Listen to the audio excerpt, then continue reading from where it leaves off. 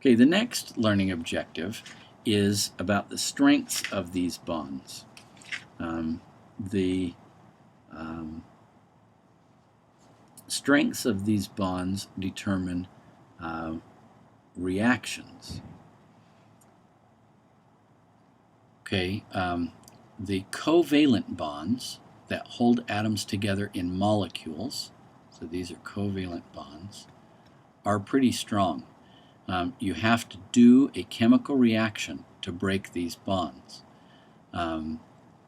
They, in some molecules, break more easily than in other molecules, but they always are fairly strong bonds. That's part of being a covalent bond, is being a fairly strong bond. The ionic bonds can be broken up by interaction with other polar molecules, other polar things. So that means that they can be dissolved.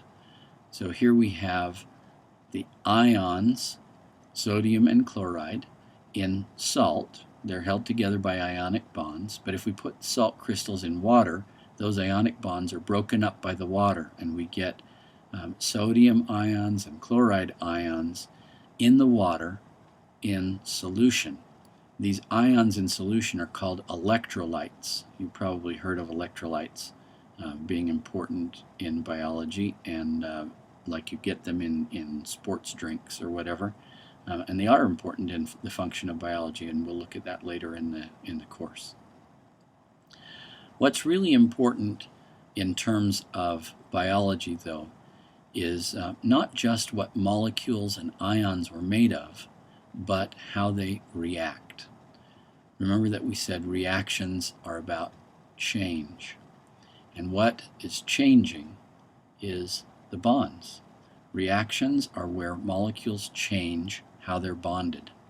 So let's look at this reaction here. Hydrogen gas and oxygen gas react to form water. This is a reaction that we actually use sometimes in sending up the space shuttle. The space shuttle used hydrogen gas as a fuel, and oxygen gas was combined with the hydrogen gas, and water.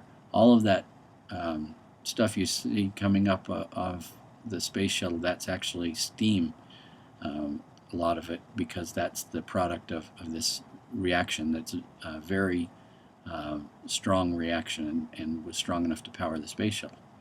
So here are hydrogen gas molecules shown with the hydrogen atoms held together by covalent bonds, 2 hydrogen gas molecules and 1 oxygen gas molecule. And now we're going to exchange bonds. We're going to make new molecules. We can't make or destroy atoms, so we still have 4 hydrogen atoms and 2 oxygen atoms, but the way they're connected is different now. We've changed bonds, we've done a chemical reaction. And we'll see that chemical reactions are very important in living things.